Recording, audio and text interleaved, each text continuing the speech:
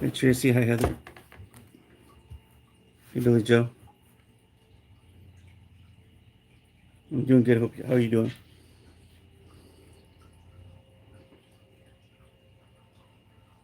Hi Elizabeth from Arizona. Hi Linda. Hi Shauna. Hi Sandy.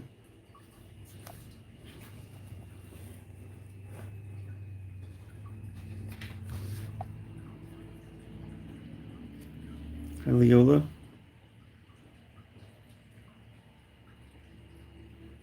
Hi Denise. Hi Sue from Valley, California. Hi Caroline.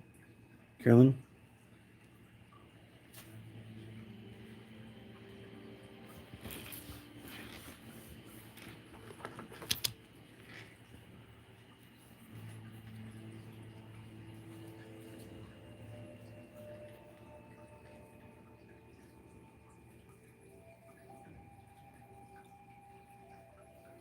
Hi Linda.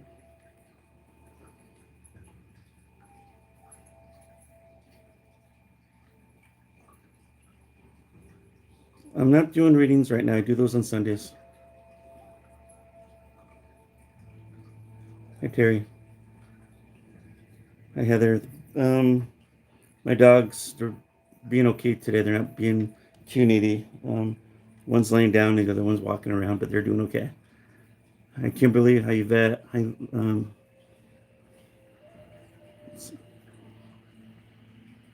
it's okay, Caroline.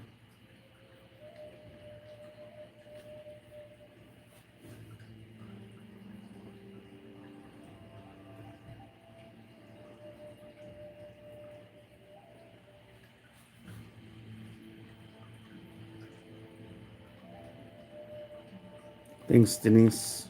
So, does anybody have any questions so far about anything?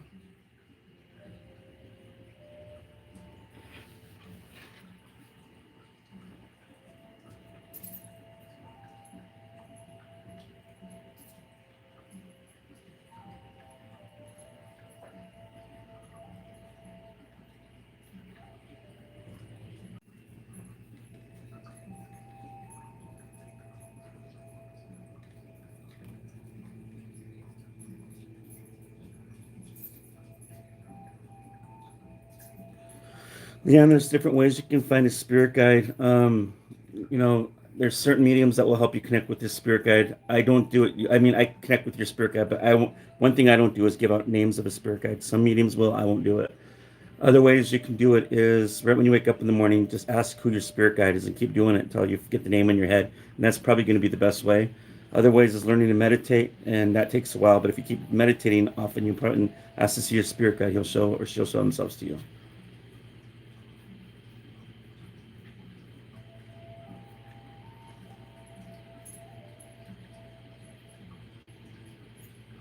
So I have seen animal spirits, but I've never seen an insect spirit. But I'm sure they exist.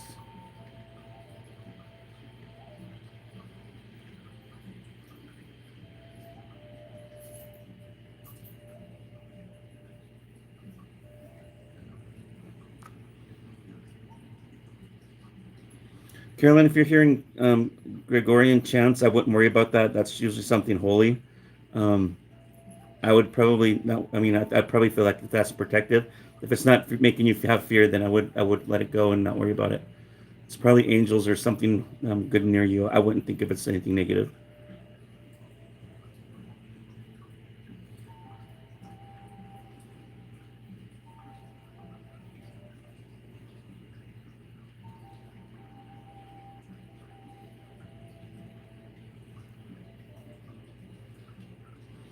Yvette, I think if people, other cultures or other races came to me and spoke to me, I believe that they would speak English. I think spirit speaks the same language.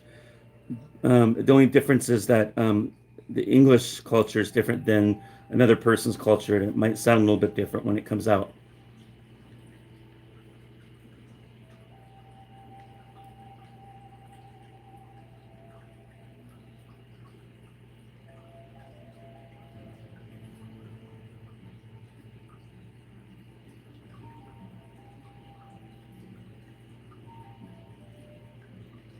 So what happens when you have I talked about this last week. What happens when you have a what is it called when you're laying in bed and you can't move or you can't speak? That's usually has to do with something like a spiritual warfare a lot of times with the person. That means that you need to find your connection back with God, the Creator. You either lacked connected with Him or you haven't prayed in a while. So that's one part of it. Um, and what it's doing is this draining you. It's trying to bring you down. It's trying to make you depressed and nervous all the time. It's almost like you're just trying to get you down. I'm not saying it's a form of possession, but there have been cases where that seems to happen after a while, and the demon does jump in a person because their will and everything is down, and they start getting the messages in their head that they want to kill themselves or hurt other people.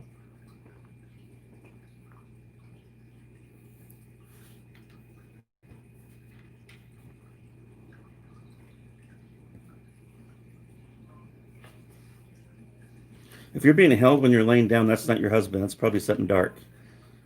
And that goes back to where I was talking about earlier with the sleep paralysis.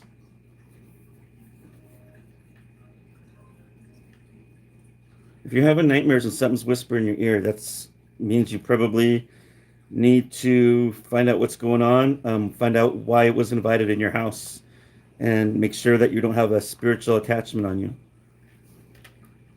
because it's giving you nightmares, it's feeding off that energy.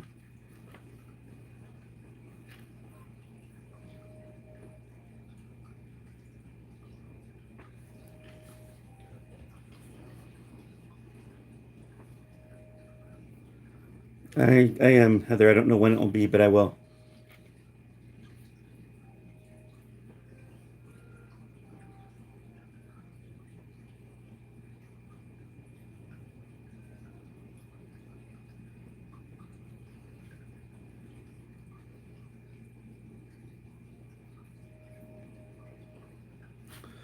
So spiritual attachments kind of are they're not good they're never good anyways. It's just spirits that were on this earth at one point that had an addiction, for instance, and they will jump on somebody who else who has addictions, because they need to feed off of that energy. They need to give up. They need to feed off fear. They want to.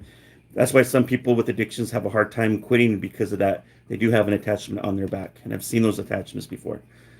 And that's and sometimes these things don't want you to get to God. They don't. Sometimes whatever is spiritual, they'll tell you it's not true, and they'll mess with your head.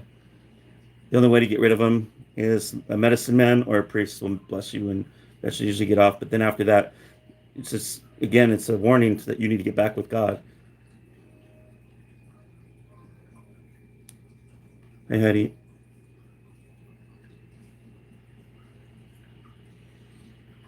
I never asked. I don't know if I've ever. I've had spirits talk about Jesus, but I don't think any spirits have ever really talked much about God up there. I just know that when I think one spirit talked about it, it was about He's everywhere, but not many people get to see God. I know they get to see Jesus, but not God. Sorry, my dog. He thinks he hears things.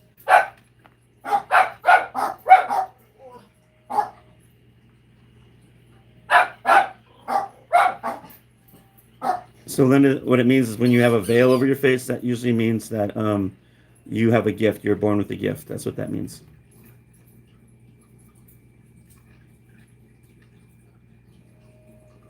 Spirits. I've never had a spirit really. I don't remember. Maybe they have been in my past, but I don't remember if there's ever been a spirit that talked about laws of attraction. I know it works. If you really want it to work, it will work.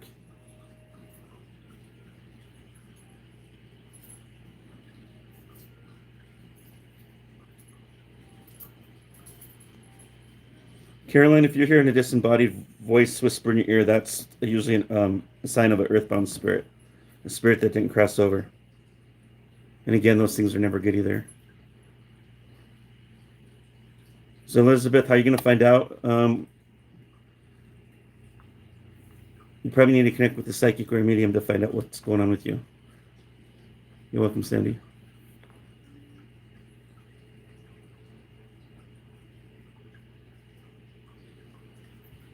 Or maybe if you have a medicine man or a medicine woman, they can tell you as well.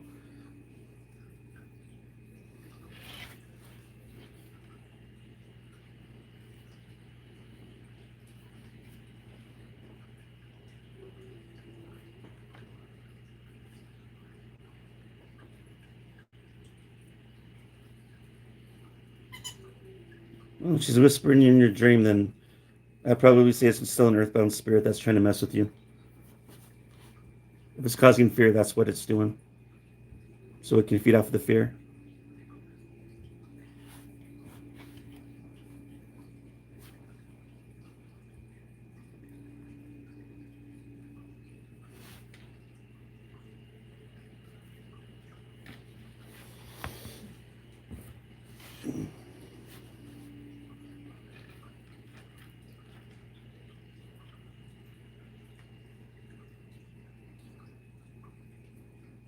You're welcome.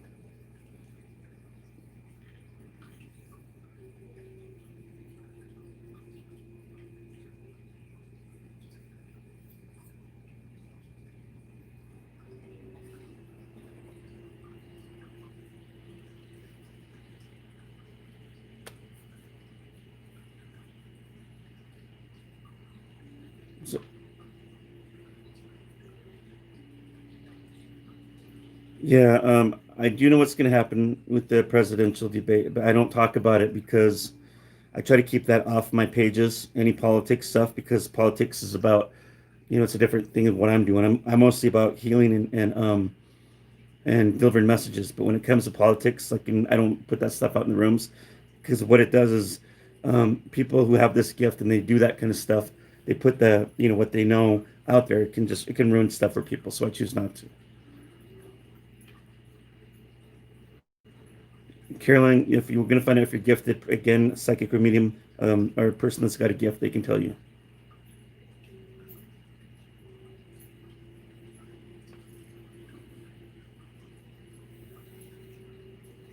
Sandy, I took a course in spiritual enlightenment. I can't remember now. I can't. It's been this course in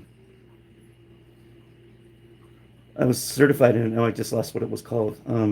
Some enlightenment. It was based in New York City. It's on my last video. I just can't remember it offhand. I have to get up and look, and I don't know what it's called.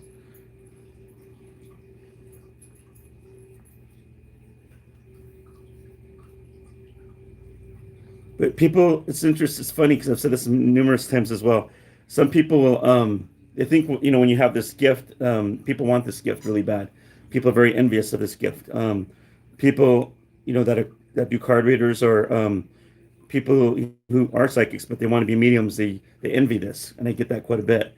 And at numerous times, I tell people it's not for everybody. You have to do a lot of sacrifice, and a real medium will give more than what they expect back. A real medium talk. That's how you can tell another reason how a real medium is by the way they talk. Most mediums talk fast. For instance, Teresa Caputo, that John guy, that what is his name? He talks fast as well. But yeah, a lot of the mediums that you see on TV, they talk fast. That's another reason how you can tell they're real. Now, if you want to become a medium and you take a course of psychic development, um, you know, yeah, you can get certified in it, but it doesn't mean that you're going to be fully, blossom into a medium. A true medium, I believe, in my opinion, is born with the gift, and that's one of the reasons. And it's a path that they're meant to be on. I believe everybody's born. I mean, everybody has psychic potential. I do believe that, but I don't believe everybody's chosen to be mediums. Because there's the bad part of being a medium. For instance, you're single most of your life. Nobody wants to date you because there's always that people always assume that you're reading their minds. You're gonna read their darkest secrets. So yeah, a lot of mediums end up becoming single most of their life, and that's the bad part. The other bad parts are you're always being judged all the time. Family, you get judged by friends, you get judged by religion. Just it just sucks. I mean, there's a lot of bad things, but there's also a lot of good things with it. If you can not dwell on the bad stuff, you can be okay. If you're okay being single and you want to be a medium, go for it. It's hard for mediums to be in relationships because there's so much that we have to give out and what we're doing. Some of us travel, some of us are always on the phone. I can't. For me, it's easier for me to do readings in the evening than it is for the days. And I know that if I were to get in a relationship, that might interfere with the relationship. I mean, so I don't know. It's interesting. I mean, there's a lot of good things with the being a medium as well. I love helping people. I mean, sometimes I get my mind gets blown at certain things that with spirit or person will say when when I'm getting validation. Um, Mediums, I mean, the notoriety, but I don't let the ego get to me. People always put me on a high pedestal, but I'm always reminded that I'm just a messenger. It's all I am. I don't see myself as anything like I got powers. Some people will think I do, but I don't. Um, but I just feel like I'm just doing what I'm supposed to be doing on this path right now.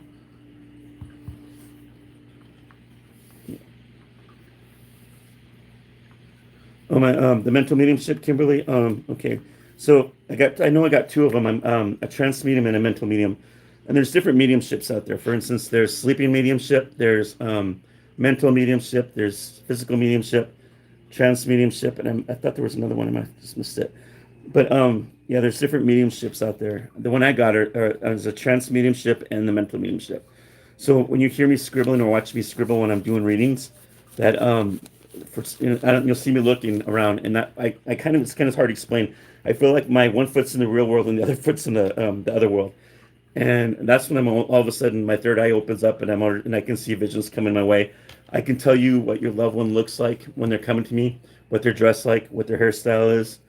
A lot of times I can look behind them and see where they're at in their own heaven, and that validates to something to the reader. Like if they're at an ocean, or if they like to camp, or if the mom she was, likes the city. I could say and I won't know that, but I'll see a skyscraper, or I'll see your mom, walking on the beach. It depends. Each spirit's different, by their personality. But I do see a lot of that stuff, and I don't know if that makes me different than other mediums. I'm not sure, but any medium can tell you that your loved one's okay, that you're, and make their message like really brief. Mine kind of probably starts off that way when I connect with the spirit, but then as I go along, you'll notice that that spirit is giving me, I'm asking for validation, and then whatever validation that they can show me, whether it be a memory, show them what they look like, if they had a dog or a cat with them. There's a lot of things I'll try to ask to get that through for the reader, that to validate. But I look around a lot, and that's when you'll see me scribbling. And when I'm looking around, I'm really seeing the visions of what I'm seeing, and giving that validation to the person. That's that's how I kind of look at it when I do my mental mediumship. Heather, my ancestors absolutely did have my gift. I know my grandma did, my mom did too. They're both passed away, but I know my aunts did. It's funny growing up; they all had these scary stories, and some of them just seemed really off the wall. And as a kid, I thought they were just always telling me these stories to scare me and my cousins. But then as I got older, I was having experiences too. And I don't think that my mom or my aunts knew that they have a gift like the medium gift, um, because nobody ever really taught them how to use it. So I didn't know I had the gift. But my mom, and some of my aunt families knew, they picked up on it and they told me I had a gift, but I didn't know how to use it. It's a long story with that too. But anyway, so yes, it does run in our family. I looked in our bloodline. My Native American side, I am a quarter Chippewa Cree from Canada. I'm registered over at the Little Shell tribe here in Montana, in Great Falls, Montana. But anyway, the um, the thing interesting is because my great great grandfather was Chief Big Bear, and there's a movie called Big Bear, and I remember watching that movie. And he would go into the field and he would talk to the Great Spirit. He would meditate, and then that's how he'd get all his messages to help his people. Um, and and when he does that meditation, it kind of blew my mind because that's kind of like how I do when I connect with spirit. So I know it's genetic, and I know it's really strong from my mom's side of that family, and it goes that way. Now the men in my family, I think they have it, but they won't talk about it. But they have a lot of the men in the family do have a lot of anxiety, which tells me they do have a gift, but they won't deal with it. They don't want to work with it. Usually, when you have a gift like this, it has a lot of anxiety with it because you're picking up. I mean, if you have a gift like this, you're a natural empath. You're picking up everything around you. And, high school was hell for me. I went from being very sociable and kind of junior high and high school, and as time went on, it just got really worse until I graduated. You're looking, Kimberly.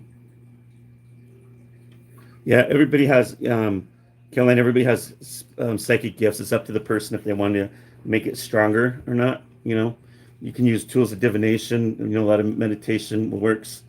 Um, But yeah, it's a lot of that stuff runs through all of our families. If you look in your bloodline to find out, who's got what, it's kind of interesting.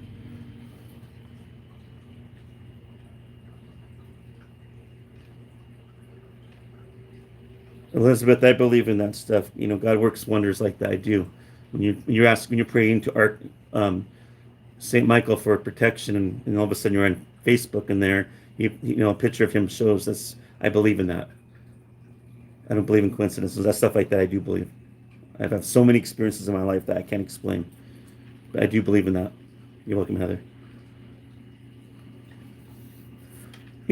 I was just thinking about this earlier today. I was bored watching TV, and I don't know why I was thinking of this, but when I was in high school, I think it was like in '94 after I graduated. It was, yeah, the summer of '93. So maybe it was '94. It was either summer. Yeah, I graduated '93, so I think it was that summer. We flew to New York City, and we were just sightseeing. And I remember we went on to the World Trade Center, and I was on the North Tower. And when if you've ever been on the World Trade Center, they have an observation deck, and you can put your head on it and look down. And I couldn't do it because it always gave me the chills. But I remember I was looking out that one of the windows, and I kept seeing, and I'm not even exaggerating. I remember this plain as day. I kept seeing a plane hitting the building, and I think I might have asked about that. Like, would a plane ever hit here? And they're like, oh no, the planes would never hit here because, they know where to go to the airports. But I remember that was a vision I got. Okay, so another vision, and it did happen, and kind of blew my mind, and I'll never forget that either. But when I was at the Oregon coast, we were there. My family was there for a week for vacation, and I thought it felt like it was a nightmare because I remember waking up to it that morning, and I knew it was. I think to me, it was kind of a warning, but it was our last day there, so I was still kind of. I love the Oregon coast, but for some reason, that made me feel so uncomfortable. I didn't want to be there, and the dream I had was I was at the beach, and there was a lot of people on the beach, and all of a sudden I kept watching, and it just like air pockets kept coming out of the sand, and people were screaming. I mean, huge air pockets. The ground started trembling. The water started going, receding back into the water, like back in the ocean, and I knew that it was like something bad was going to happen. And everybody was running, panicking. They were trying to go. They were trying to run up the mountain, across from the road, and it was so crazy. But the people that were running up to that mountain because of the earthquake, the boulders were coming. So either way, people were trapped. I'd hope that never happens. I hope it doesn't. And I get dreams sometimes, and it scares the crap out of me at times, and I don't like seeing stuff like that. Last year, I was at Walt Disneyland, and I was with my family in Arizona. The family I kind of divorced myself from because they're very narcissistic. It was like a cult. But anyway, we were all down there, and that first night, I remember I had a dream. We were in Disneyland, and there was just everybody. It was all. If you've ever been to Disneyland, it's always busy. And all of a sudden, I hear a bang, bang, bang popping noise, and everybody's screaming, and I can't figure out. I'm looking like, where's it coming from? All of a sudden, I'm seeing kids being laying down crying. Being shot dead. The moms laying over their baby crying. People are being shot, and all of a sudden I heard a shot. I wake and I look up, and I can see people dressed in black, shooting people, and I don't know what that was about. But I think I died in that in that vision. It freaked me out. Um, but I had experience. I had to go with my family to have fun though. But I didn't want that to bother my dream. But when I get dreams like that or visions, it always gives me like red flags. I'm like, am I seeing this in the future, or is this something? Or is this just a dream? We all get nightmares, but when I start getting these dreams where it's just like so real to me, and it just kind of creeps me out, and I don't want stuff like that to happen to people. Sorry, I don't know why I was bringing that up. I guess I was just thinking about that today. I'm like, this is so weird that, um, I get visions and dreams and things like disasters end up happening sometimes. I'm sorry, Anne Marie. Yeah, Anna Marie. Animals do have spirits. I have seen an animal spirit before. In fact, when I was in the Red Lodge, my friend, he lived in this house, and I did a reading on him, and it was so weird. He lived a past life, And the apartment he was living in was a brothel. And I looked at him and I said, "This house is a brothel?" And he goes, "Yeah." I go, "I swear I didn't know that." Well, as I'm doing the reading, it said that the reason why he's stuck in that, I mean, the reason why he chose that apartment to live there was because he was his last spirit was a prostitute. She died in that room. But anyway, it's just weird. I mean, how things like your past lives like that can happen. I remember that reading; it was so weird. And he would explain to me. I'm not going. I don't want to get into his private life, but he would explain to me certain things in his private life that would make sense why he, I guess, chose that place. And he would. I don't know. It just kind of blew my mind. But anyways, I remember as I was doing the reading, something caught my eye, and I see a shadow of a cat. You know, when a cat kind of walks around with his tail, up in the air. I just see this cat just going by and I'm like, holy cow! And that place was haunted too. It was a brothel. I mean, every brothel I've ever been in, old brothels I've ever been in, are always haunted. But yeah, they do have spirits. I do get deja vu sometimes, and I can't. It's something you can't control. I do believe some of that stuff. Honestly, Kimberly, is part of our past lives experience. I do believe in that. Honest to God, some of that stuff I can't even explain. Carla, today I'm not doing readings. I only do those on Sundays.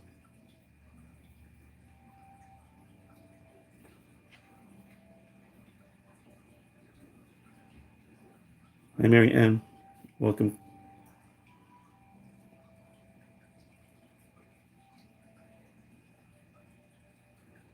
Hi, Judy.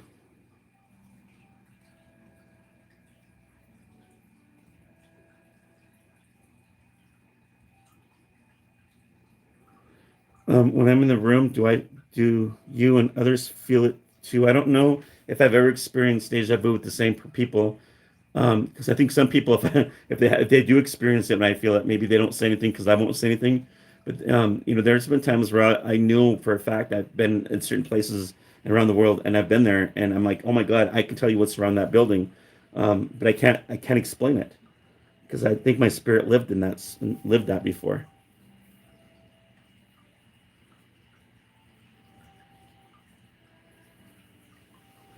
Judy, I did have past life readings and it's really crazy. I can't remember. I've had over 400. I think my spirit guide said, and it's crazy. And when I asked about it, um, about my my past lives, it said I lived many lives, and so I was curious, and it just kept going and going. So I quit asking because I had a lot of jobs. I was a carpenter, I was a baker, I probably did a lot, mostly everything. It was just crazy. But yes, I have past lives. I've experienced a lot of past lives in my dreams that kept reoccurring. The fact that one I told about last week is when I sat there in this dream with this kid sitting next to me, and um, a guy in the military shot the kid, and then he shot me. I think in that dream it was my brother in another lifetime, and he was wearing a swastika sign thing on his arm, band on his arm, and I was 9 years old and I kept getting that dream. So I didn't know about the World War II until I hit junior high, and that's when I was looking through the history books, and it kind of blew my mind. But yeah, that's true.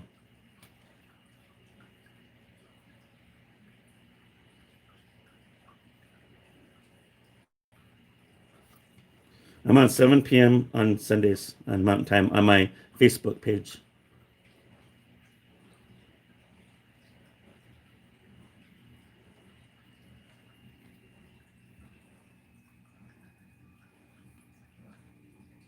So if your mom is seeing spirits in the houses, but there's called what do you call it? Psychic seers is I think that's what they're called. They're like mediums, but they're not. They see spirits, but they don't communicate with them.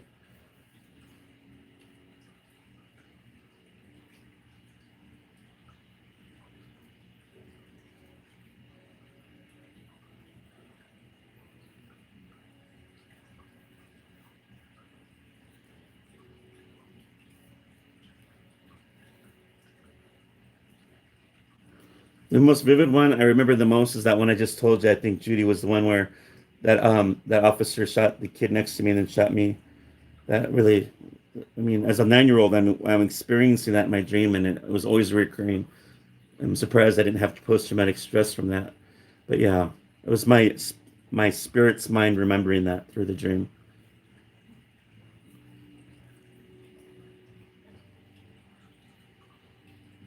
I don't know if my brother went from that lifetime to this lifetime with me.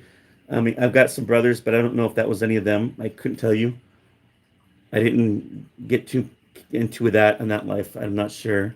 Um, a river's journey. I don't know.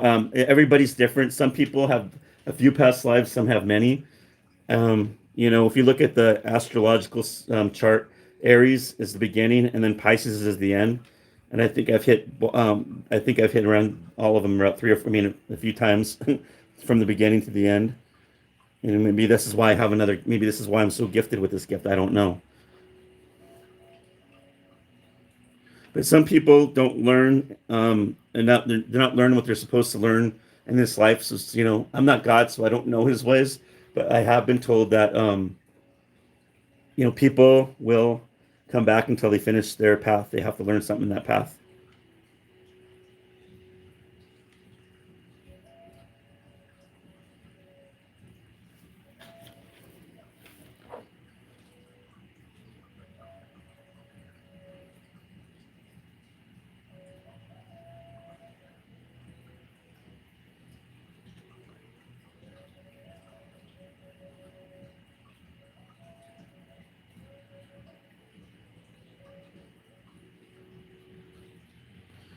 So Elizabeth, that sounds like what you're talking about is being like an empath when you can pick up an energy, and probably a psychic seer with that. It just depends. It's hard for me to really tell you what that is because again, I can't do readings on somebody. I'm not today. This is my day off, so I'm not doing readings today. So I don't know the answer to that until I'm able to do readings. But it's just what it seems like when I'm reading that.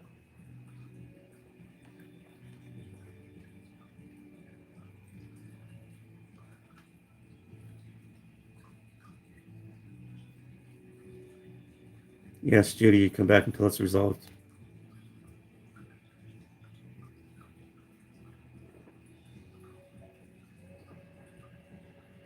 It's common for people to have more than one gift and ability. Some people have one, some have many.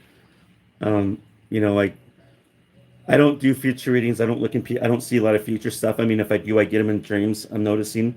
If a spirit wants to show me something, they're going to show me something in a vision over and over, and that's how. But I don't look for that stuff. It will show itself when it's ready.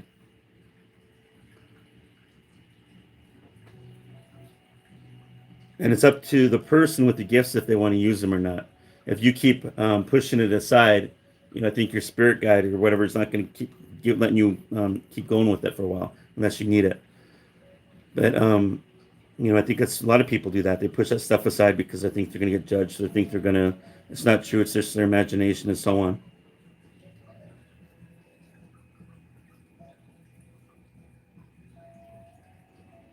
So Denise, if you're feeling what other people are feeling, I would assume that you're a an empath.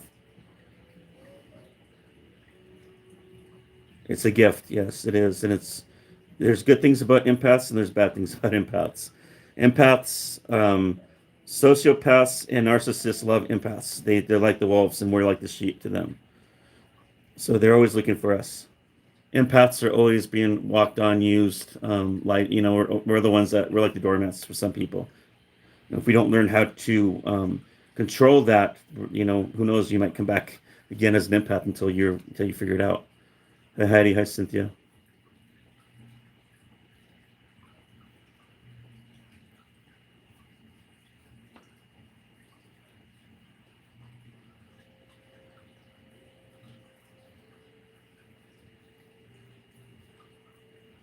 But yeah, empaths, we don't like being in big crowds. I hate it. Honestly, I don't like being in big crowds because I do feel it. The best thing for being an empath to control that energy is learn to meditate because that energy is like going out here. It just keeps expanding. But when you learn to control that energy by meditating every day, it goes back in here.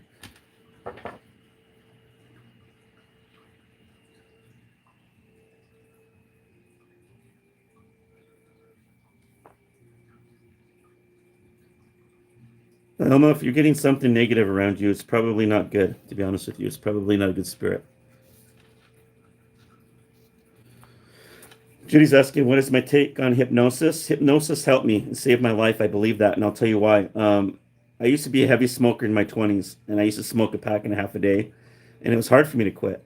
And then there's this, my roommate said, "Hey, there's a lady in town." This is like a long time ago, and people used to smoke all the time. And she said, "There's a lady in town, and she's put, and this, and she always puts, they travel around and do hypnosis sessions. You want to go?" And I'm like, "Yeah." So I went to that event, and I was open to it, and it really, I didn't want a cigarette after that. I would never smoke, and that was so cool. Yeah, so I do think hypnosis does help if it's used right.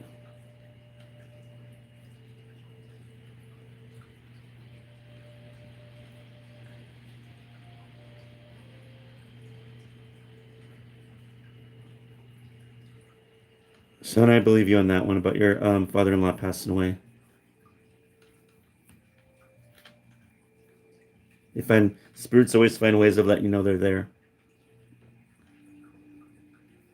Caroline, it's not hard to learn to meditate. Go on YouTube and type in how to meditate. Don't meditate more than 10 minutes. I would suggest 5 to 10 minutes a day. You'll feel much better. It keeps you worrying away too.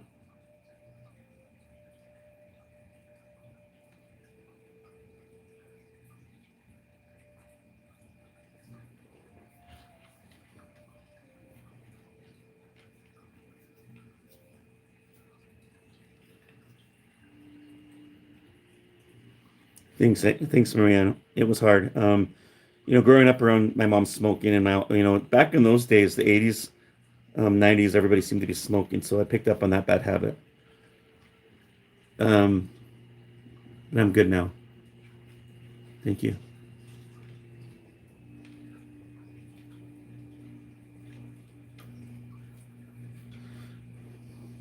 Yeah, you have to be open to it, Alma. If you're not open to it, it's not going to work. So when you go to a hypnotist to quit smoking, you have to just go in the mindset that it's going to work, and it will work. But if you go into it thinking it's not, you're gonna be doubting it, and it won't work. It's hard.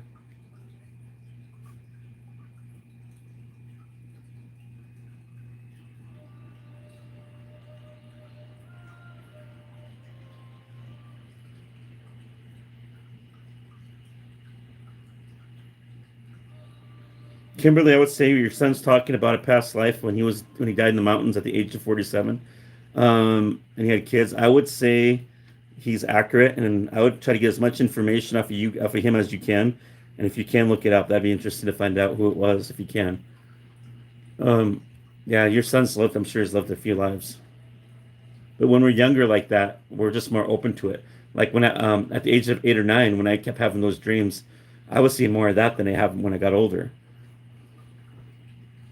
Yeah, hypnosis can help with weight loss as well.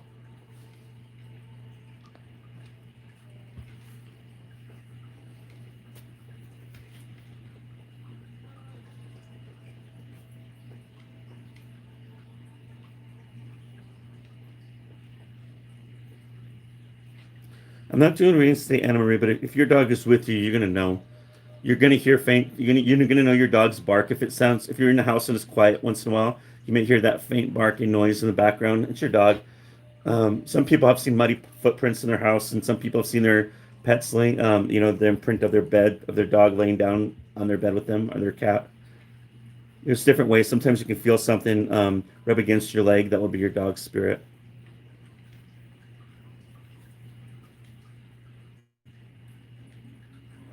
Jody, I don't know if anybody's ever. I didn't know that you can predict somebody's dead by smell, by their body smell. I don't know that. I'm sure maybe some people can do that. I couldn't do that. I don't know.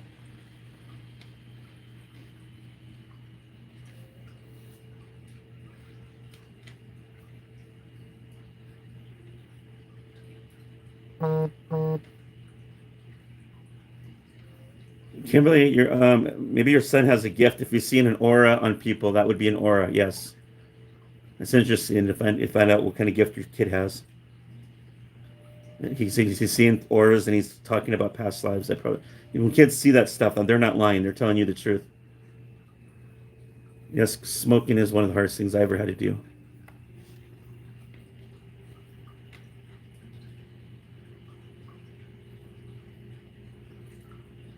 I don't know how long it took me to get going to a hypnosis stage because it happened so quick.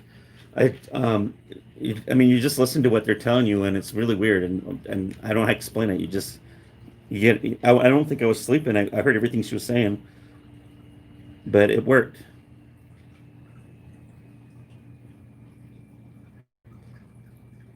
I never smelt death, so I'm not saying, Cynthia, that it's not right.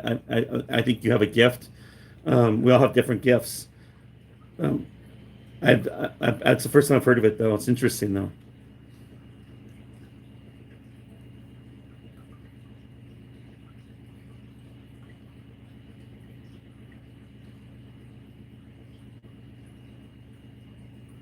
So Elizabeth's saying that sometimes she can read a person by their smell, and it's interesting because I was thinking about that in the course I took. It was talking about using your senses. So when you're smelling, you're actually using a sense. You're using one of your senses, and yes, that's going to help you. Just like psychometry, which is like you have an object in your hand, and I close my eyes and I can read that. That's the object is in my hand. I'm feeling the sense of it. So yes, I believe in that. If you can smell at something, yes, it's the same thing as psychometry. It's usually one of your senses.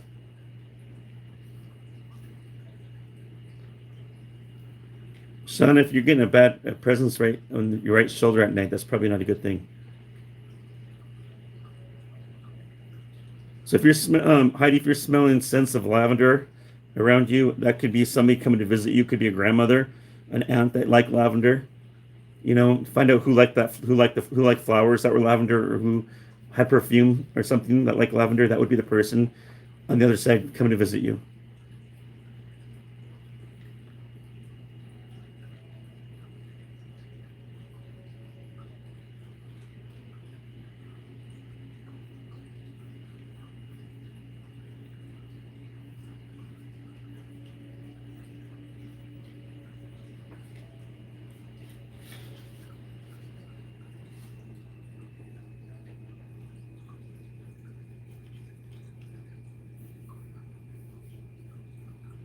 And that would be your mom. That's how another reason she's going to be around.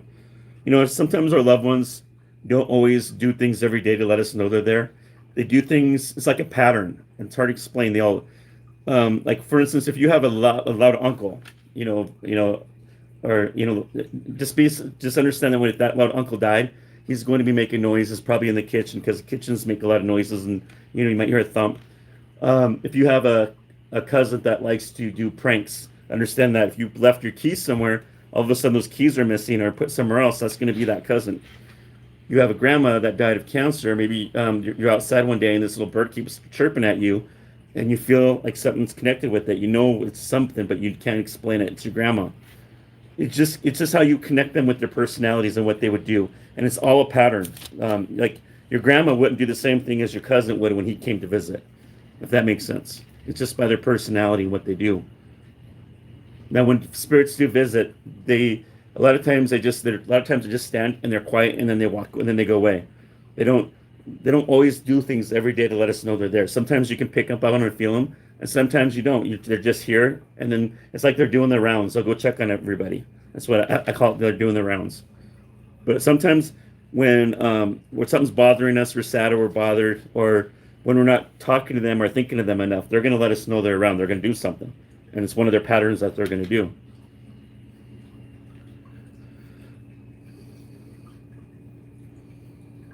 Thanks, Selma. Yeah, I appreciate that, and I think that's part of being how you can tell a real medium as well. Is a real medium will give more than what they're asking, if that makes sense. I know this is a gift, and I know that I mean, I've gone far with it, and Spirit keeps pushing me to do stuff with it, and that's what I've been doing. And I'll keep doing it until God tells me to stop. Until then, I got to keep going.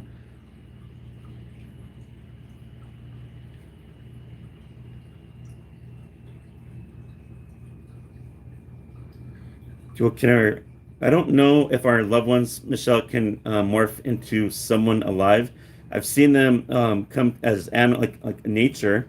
I've never heard of them come as somebody else. I mean, unless that's kind of deceiving somebody, and that would not be good. But when they're coming as nature, they're just showing who they are and their personality wise.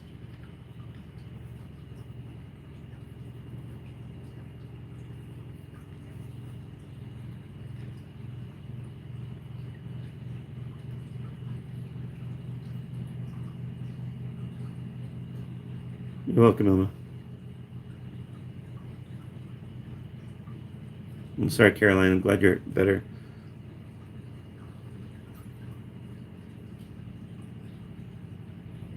So, Len, if you've seen a spirit that was large that took up half the room, it's hard to say. It could be a demon or it could be your guardian angel.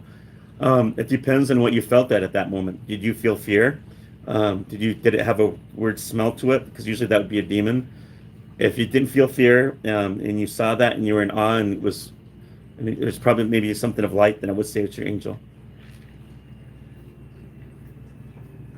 Thanks, Kimberly. I appreciate it. So if you haven't subscribed, just hit that subscribe button down below, and that way, when I'm live on here, you guys can find me. It will hopefully YouTube will let you know that I'm here. I appreciate it for all you new people. And I'll just type in really quick my other page on Facebook. I do free readings on Sundays.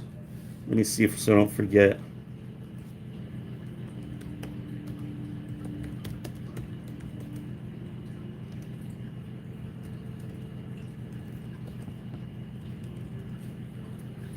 Okay, here's my page. If you like the page once, you can always find me on there.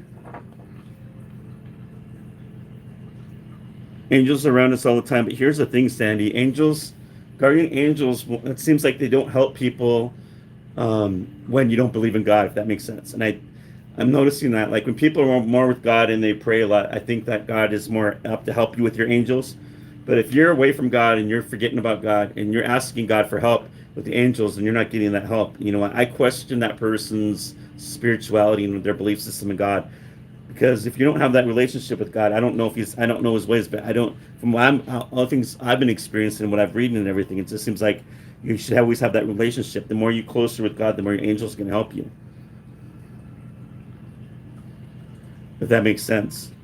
Um, but I could be wrong, but that's kind of what I'm getting with it.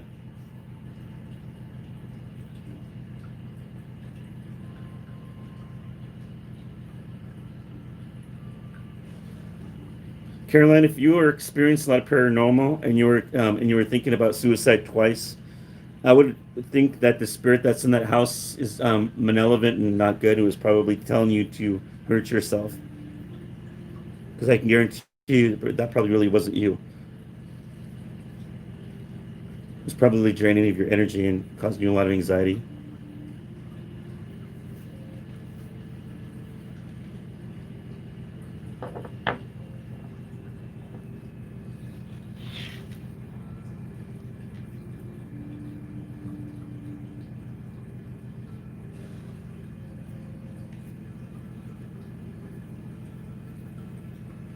Yeah, kind of saw kind of thing too, Marianne.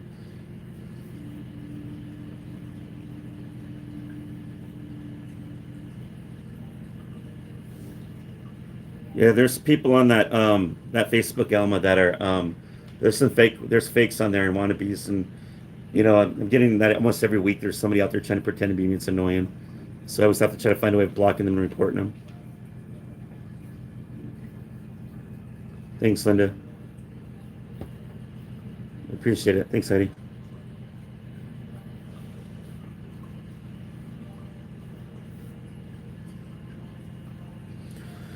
So, Kimberly, I don't know if you've ever heard my alien story yet. Okay, so aliens are not what we think they are, and I'll explain the reason why that is. And I think they're here to deceive us. Um, if an alien wanted to come down and help us in the way what we need help, they would have done it, and I don't think they have and they will. When I did a reading on it, it told me that they were Nephilian. I can't say the word. Nephilim. I think that's what it was called. So they're in the Old Testaments. That it's kind of it's a form of a demon. So when there was the great flood and the giants were killed, most of them were killed off.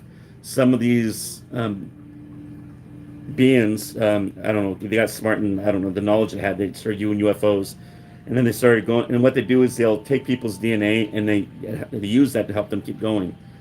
Now you have to be careful when you're dealing with UFOs and the knowledge you want to understand about aliens, because anybody that's been that keeps going into this field will always say that there's always something supernatural around them. um, and it's not always a good feeling. And what that is usually I would probably say it's more likely demonic. To be honest with you, it's nothing good. I did this. I talked about this last week too. There was a girl. She came to me, one of my friends, and she's telling me that her friend is all about UFOs and stuff. And all of a sudden, this girl I was talking to, my friend, she started becoming like they were going back and forth about all the knowledge they know about UFOs. And I said, you need to be careful. And I go, what? And she goes, well, what do you mean? I go, you're feeding it. She goes, well, what does that mean? I go, you're feeding something you're not supposed to be. You're not supposed to be knowing this stuff. You're wanting that knowledge so bad it's going to come to you, and you ain't going to like it when it does. Well, then later on, I find out that she had poltergeist activity in her house, and she asked me what she should do to get rid of it. And I warned her, Spirit warned her, and I said it's demonic. You cannot be messing with that stuff. Um, it's when people want to know more and more about the demon stuff. It's the same thing. Um, you you give it power, you feed it, it's going to be around you. It knows that you know that it's hard to explain. If you get any kind of knowledge from it that they know they pick up on it, they'll come around and they will mess with you.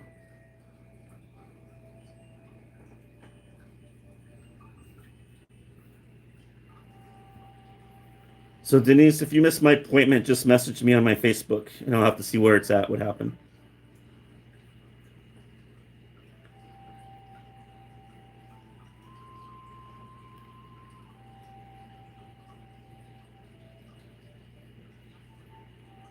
Yes, that's awesome, Kathy. If it's of the light, I would say yes, it's probably good for you. Yes, the wolf you feed will survive. You know, it's fascinating when you see that stuff on TV about UFOs and, when you see stuff about ETs and all this stuff, but the reality of it, it's not a good thing. Um, I don't know. I asked my spirit guide one time ago, are there ever any good aliens out there? And he said they're not good. He goes, some of them appear of the light, some of them appear to be grays, some of them appear to be tall and blonde of the light, and you have, it was just telling me all these kinds that were up there, and it said they're not of the light, they're not of God. They're known as the Watchers, is what I was told. They're the Watchers. Um, they're hiding, they're deceiving in the clouds, they go invisible up in the sky. They'll show themselves when they want to.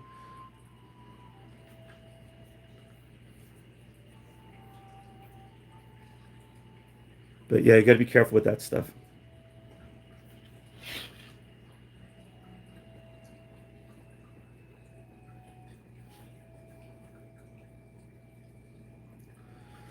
Kathy, it's a good question. Who created the aliens? I think they created themselves. They were the Nephilims in the Bible, in the Old Testament that they talked about. Um, you know, they were the fallen angels. They were the ones that turned themselves from God. God made the big flood, killed all those. I mean, most of the giants, not all of them, but most of them. But some of them survived, and then they became aliens. They're not. They're not of good. They're not good. I used to think in my head that that God was so powerful that he made other dimensions, and I think he still does. And maybe in my mind somewhere, I think maybe I'm hoping that we're not the only ones, and I'm hoping that there are other life forms out there. But I don't know the answer for that. I know God, our knowledge, we'll never know God's knowledge. It's so great that we're not even like you know maybe not even a tenth or a quarter of what we know of him. His knowledge is so vast and so powerful, we'll never know.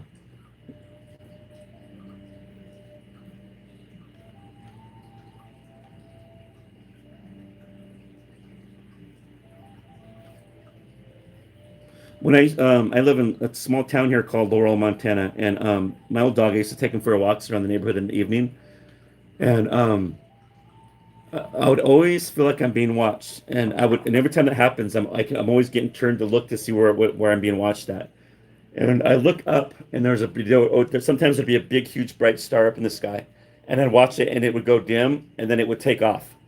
It's happened numerous times, but it felt like it was watching me, and it freaked me out because it wasn't I would start praying sometimes, and it would go away, and then at first I thought it was an angel, angel of God, because it was so beautiful. It was like white light, but it would dim and just take off. when I would notice it. So I did a reading on it and it said it wasn't. It was just an alien. Those aliens. They knew I had a gift and they just wanted, and I didn't like that. I don't want them to be around me. Hi, Joanne. I always pray and ask God to keep that those evil beings and things inside and outside of this earth to protect me from them.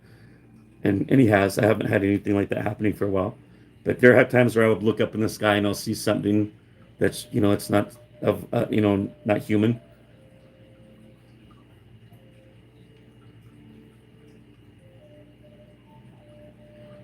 So Marianne, how I know is if I'm not being deceived is because I connect with my spirit guide. My spirit guide always keeps me in the right path.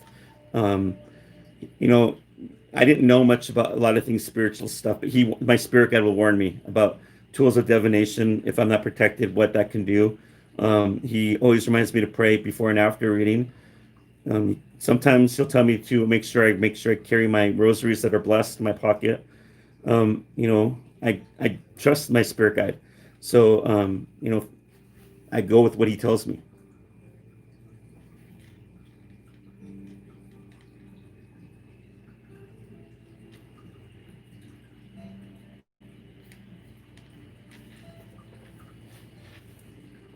I had this crystal ball in my bedroom one time, and I was bored one night, and I was just sitting there spacing out, looking at it until I fell asleep.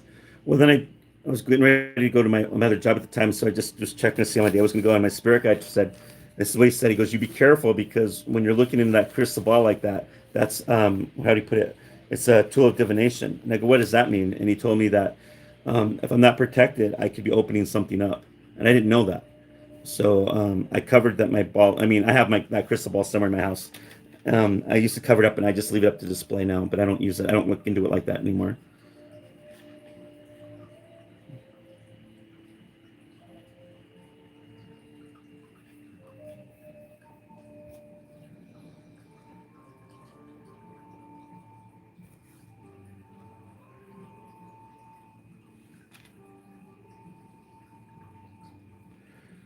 So, advice so you can be more open to your loved ones. Just know that, like earlier, I was talking about when they're coming to visit you, what they're doing. It's like a pattern that they do.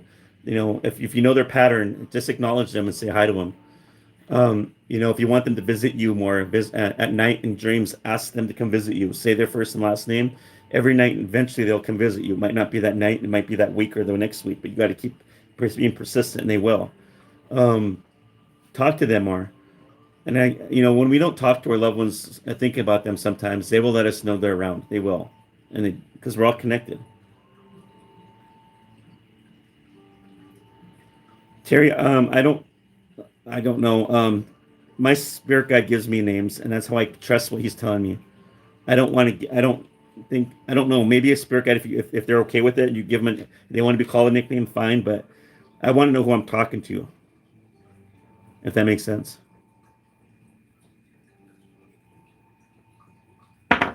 Oops.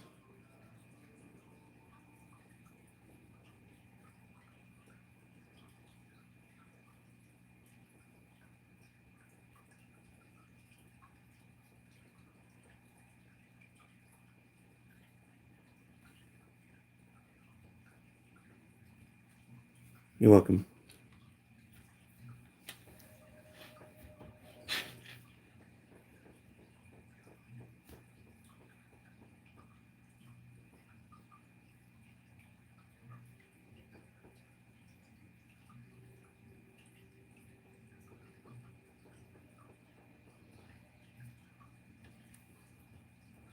There's a picture of my mom on my dresser, and every morning I wake up, I always say hi to her. And sometimes I can hear her talk to me in my head, but it just keeps me going every day, just to know that she's okay.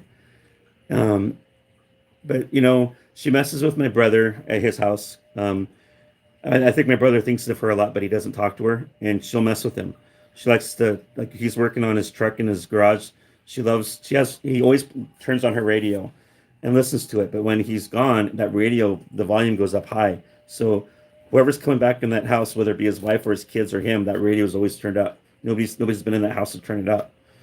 she'll mess with the doorbell in that house hasn't worked, and when she's around, she'll ring the doorbell.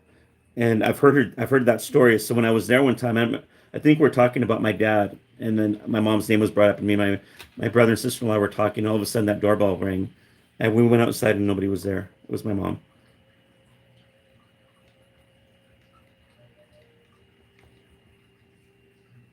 So yeah, they like to be acknowledged.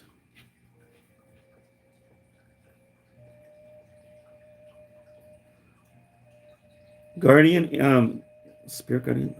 All I can say is your spirit. So your spirit guides are not your guardian angels. They're different. They have two different jobs. So your angel does something different than your spirit guide or your spirit guide would. They can work together, but they don't have the same.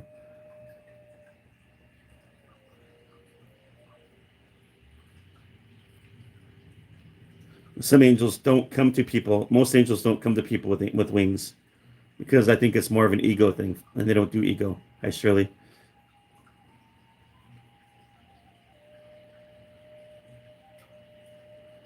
I always look sad. It's the way I was born. I can't control that unless I have plastic surgery, and I don't want that.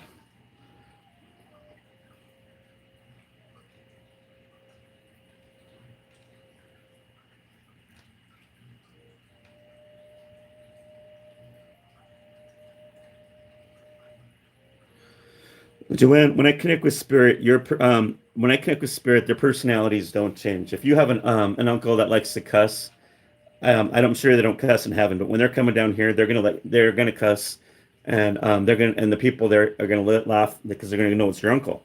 Yeah, and you're gonna have a grandma that talks really slow and calm, and I'm gonna explain that to the reader. This is what I'm getting. Your personality won't change. It's always the same.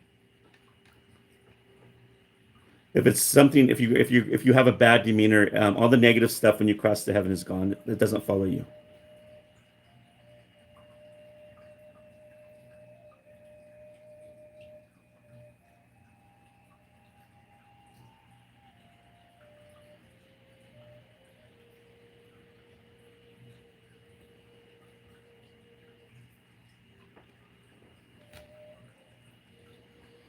It's hard to say, Shirley. I know. I'm sorry, Joanne, that you had a husband that was very mean to you in life. You might have been a narcissist. I don't know. Even I'd even connect with narcissists who made it to heaven. When you're in heaven, they can't lie. They'll tell you the truth, and a lot of the truth does come out. And then a lot of times they'll apologize for what they did. And that's back if they're on Earth, yeah, they would lie, but when they're crossed over, they don't. There have been I have my spirit guide has shown me that some narcissistic people don't make it to heaven, and they go to lower realms, and some narcissists don't even cross over because they're afraid they're going to get judged because they know the evil they've done.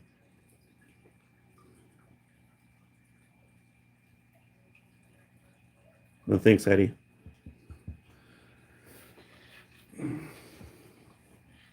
So yeah, narciss. Maybe one of these videos I'll talk about the narcissist again. Um, Maybe I'll just do a regular video about it. And I did a reading on it, and they're not. A narcissist is very is people. I mean, it's demonic. It's nothing good. Even the psychologists that try to diagnose narcissists, they say it's not even a psychological disorder; it's a personality disorder. So basically, what that means is that these narcissists know exactly what they're doing to people. So, Joanne, yeah, some are earthbound, yeah. And one thing, narcissists are just complicated. Now, sometimes, not all the time, a narcissist when they die, they don't cross over, but they always seem to be connected to something in that house, something that they loved, some kind of object. It's hard to explain. It could have been a coat, it could have been a Bible, it could have been, you know, um, a pen. I don't know what it was, but something that they always treasured. So when they die, people are going to say, "Well, I've got weird stuff going on in my house. I've got this, that. I'm seeing shadows, but I think it's my dad because it feels like my dad." So when I do the reading, it will say he's connected to something in that house. So a narcissist, they didn't love anybody. I don't. Maybe they love themselves, but they have to be. I mean, they have something they're attached to. So I'll tell them grab that Bible or grab that book that they're attached to. You put salt on it. You go bury it up in the mountains and leave it there.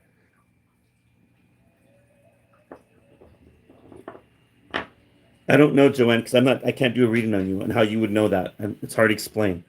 Some people just can pick up on it, like they know something's going on in their house after their narcissistic family member died.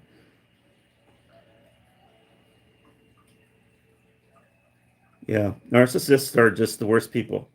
You know, the Bible talks about um, it doesn't have the word of narcissist in it, but if you read the Bible, there's a lot of warnings to watch out for these kind of people. You know, if you look at Nero, you look at Jezebel, you look at King Harold, for instance, they're all narcissists. There's a lot of narcissists in the Bible. They deceive people. You know, they don't care. They lie to people. They'll use you with what they get. They're always lying. They never tell the truth. They go through these narcissistic rages, and their eyes will get blood red. Um, some people will swear that you can see a demon through them when the mask is slipping. I get that quite a bit. They don't like to be told no. Anything that messes with their ego, they're going to come out and lash him.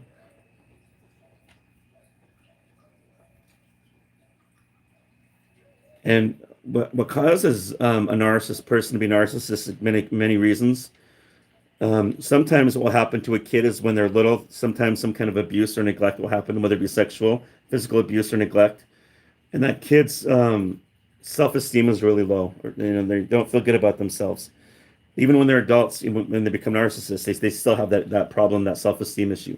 But anyway, somewhere along the line, a demon will come through them and use them, and will go into the kid, and will help that kid gain power, knowledge. They become CEOs, they become millionaires.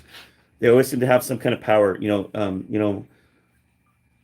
My teacher, she became a superintendent in the school, and she was very, very evil lady. When I was younger, I had to go to this what do you call it? I'm trying to think of what it's called. This resource class just for my math because I couldn't understand math back then, and I'd have to spend 1 hour in that class with her, and it was like hell.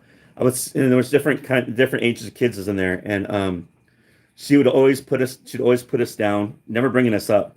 Always, a narcissistic woman, I've noticed they're always dressed super extravagant, and I like their hair is perfect. They have the perfect makeup.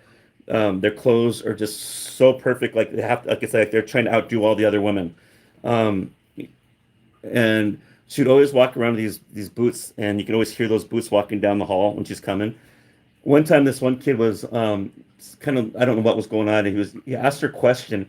Well, she had one of those big Webster dictionaries, and this kid was like in the second or third grade, and she went like this, and she threw it really hard, and when that hit the kid's head, he started crying, and then she started picking on him. Just an evil lady. Now she's a superintendent of the high school in my hometown in Butte, Montana, and I don't know how she got there. And I look at this stuff, and it's all evil. I went to my mom a few times growing up with her, and my mom made threats to her to knock it off, and she'd leave me alone for a couple weeks, but then she'd pick up and do it again. She was just a big bully. Now narcissists are always bullies, and they're very passive aggressive when they do stuff. You know, they like to have the little people around them to do all their dirty work, so so that they're evil. They're always quiet, and they'll still deny it. They always twist words around.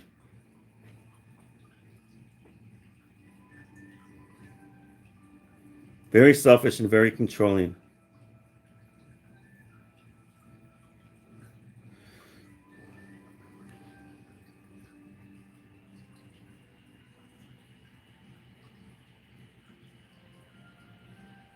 But one thing about people with narcissists, they always seem to also have like a crappy self about themselves that they always hold on to, and I think that comes from their kids. Now, kids, like little kids, like if you were raised with a narcissistic mom, the boy I read will turn into a narcissist. You know, they pick up on that.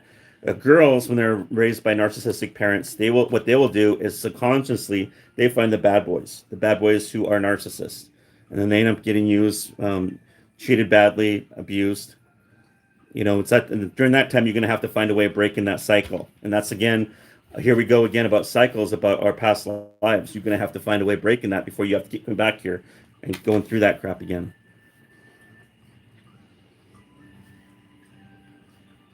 You know, it's a sad thing. When you're a little kid, and I think about that when you're a little kid and you're being sexually abused all the time or abused, yeah, your self esteem is going to go really bad. And you know, if there's something evil that's going to want to work inside of you, Probably a kid is probably going to be okay with that just to get that kid to survive and keep going. And a narcissist knows there's something about them that they can't figure it out. Now, if you watch a narcissist, their knowledge is not from here. It's very calculated. It's like really creepy, and they can stir stuff around and throw it back on you. Um, and you know there's something wrong going on there. And they're very they everything's like, oh, it's just so creepy, and you know it's not from here. They think they're powerful, but if you know how to, God gave, I believe, like in the Bible, Jesus talks about He gives us the power, the authority over the devils and the demons. So I put that on my page before. It's like there's a way you can bind them is just by saying that binding thing. Say I bind the demon and Brenda Wolf, and I bind the, how did I put it? I'm trying to remember how I put it. Um, I bind the devil. I bind the demon that resides in Debbie. I'm sorry, Brenda Wolf, in the blood of Jesus Christ. And I said it 3 times, and she doesn't bother me anymore. Yes, gaslighting and ghosting. They love doing that too. It's all mental abuse is what they do.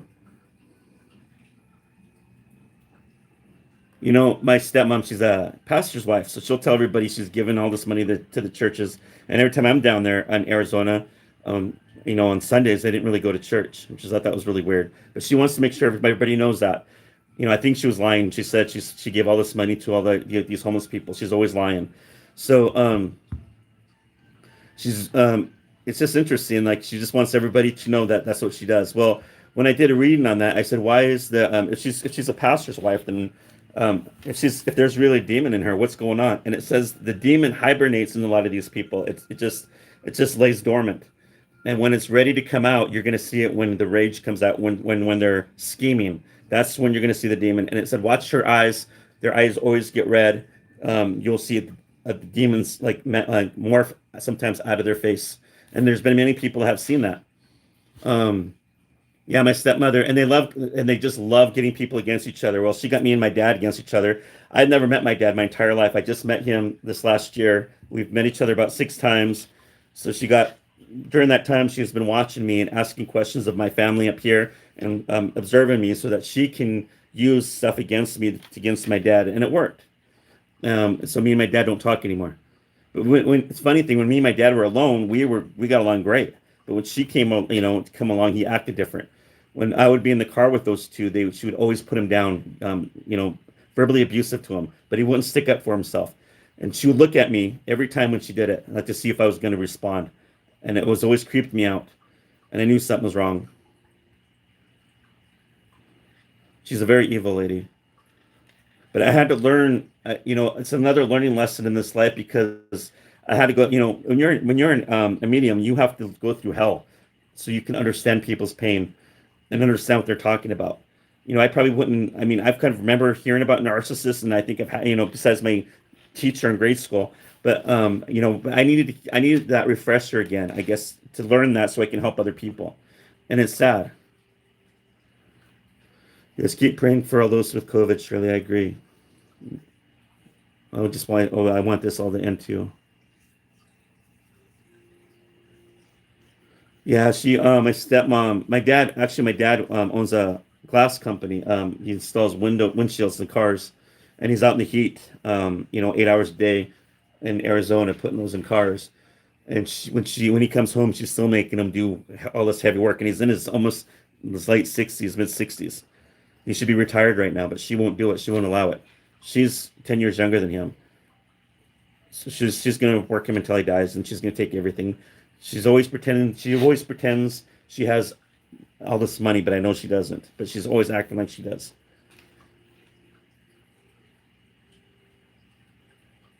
Yeah, Elma, you're good to have real step parents that actually loved you. There's some evil people out there. I feel sorry for kids who are raised by narcissist parents. You know, but I had to tell my dad I had to divorce that side of the family because it was going to ruin me spiritually and mentally. But he couldn't understand that because I felt like I was in a cult, and that's what it was. And I couldn't deal with that abuse. I go, I'm an adult. I shouldn't have to deal with this. And I said, I'm done. I go, I'm divorcing myself from all of you. I can't deal with it. and it's sad that people have to go through that because of some evil in the world.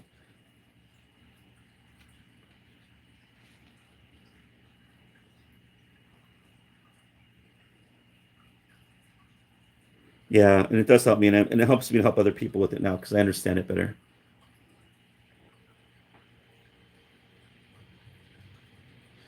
With narcissists anymore, I will always throw their names out there, because demons like to hide. Demons like to hide in the shadows. They like to hide in corners. They like to hide anywhere it's dark. Same with the narcissist. They will hide. I'll throw their name out online. I don't care. I'll throw in groups of people. I've thrown out I'm sorry, my grade school teacher, who's a superintendent, many times online. And you know, after that happened, I kind of thought I got over that. The grade school teacher, and when my mom started going to a Catholic church, and sometimes I'd look across the way and I'd watch that teacher. She was in that church with us, and she would just have her arms crossed, glaring at me. But I'd watch her; she would never listen to the preacher. Never listen to the pastor. I mean, the priest. She would always just sit there like this and glare at me. Still thinking that she can intimidate me, but she can't. And I knew at that age when I was in junior high or high school, I'm like, you can't. I'm not scared of you. So now when I hear her name get brought up on social media, I throw her name out there all the time. I go, hey, guess what Judy Jonard did? And I'm not scared. I'm not going to let these people get away with what they think, the abuse that they put these kids in. I'm sure some of those kids in that class are adults now that had who have drug abuse and depression and stuff. Because of her, they come they leave their house, and they've had a bad lifestyle at home. These poor kids abuse, and they go back to school and they're still abused by people like her. People, those teachers should be bringing people up, not bringing them down.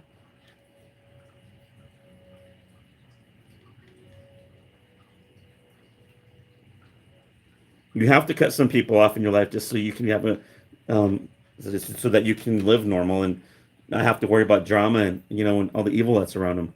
It's not worth it. It's really not. So yeah, my stepmom would always give me money, always give me free plane tickets back to Arizona and back, always giving me clothes. Just always doing something. But I should have known better what it was, but now I do. Which is it's all that stuff is form of abuse. They give you stuff, and then at the same time they're messing with your head, and that's what it is. It's abuse. It's kind of like she's trying to own me, but she's never going to own me. She knows I'm onto her now, so she stays away.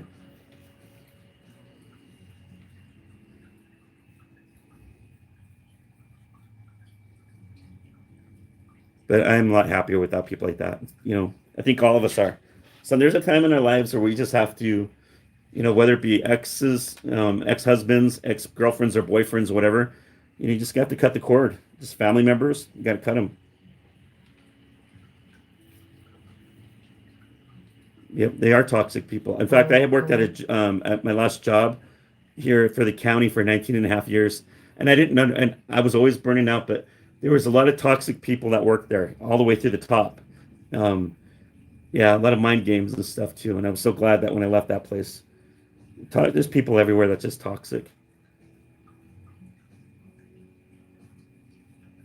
Sorry, Marianne, I didn't see your 9/11 question. I'm sorry. What was that? I was probably talking when people were posting.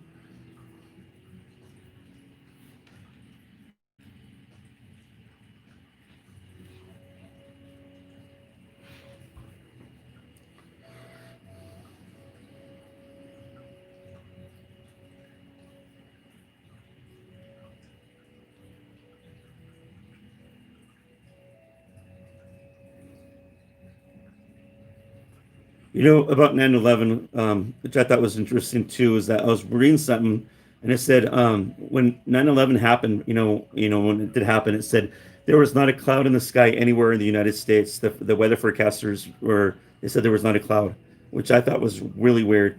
That thing always stuck in my head. Another thing that stuck in my head right before 9/11, there was always all these angel songs on the radio, country music angel songs, even in rock. Sheryl Crow, I remember there was an angel song. There was always angel songs, and this one lady on TV said the reason for that is because even in the Bible, there's like angels will try to find a way of letting people know that something big's going to come and everything's going to be okay, but they're around us. Um, And I always thought that was, that kind of hit, stuck in my head. And then we don't hear much of angel songs anymore like we did back then, like in the rock or the country stuff. I always thought that was interesting. If angels will find ways of letting us know, things, something's coming up and it's going to be okay.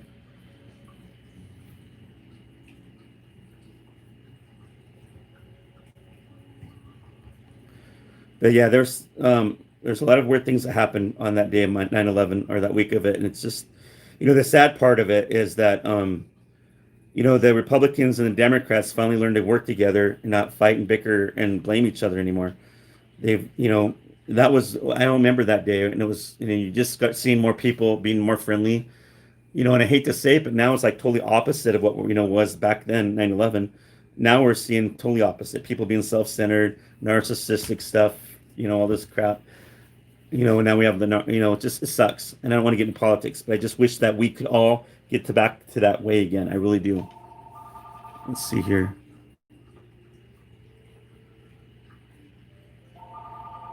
Well, thank you, Maria. I appreciate that. Yeah, media does exaggerate quite a bit. There's some media that's true. I mean, some media is true, and then some of it's, they make stuff up, and then you have some that exaggerate stuff.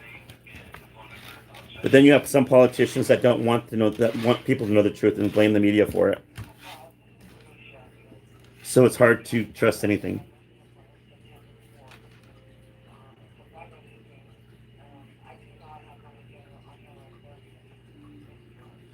So right now I've been on here almost an hour and a half. It seemed like it flew by quick.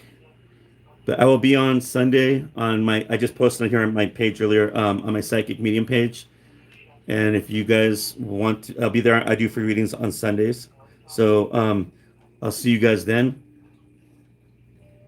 And you guys have a good day and the rest of your day and be positive. Thank you.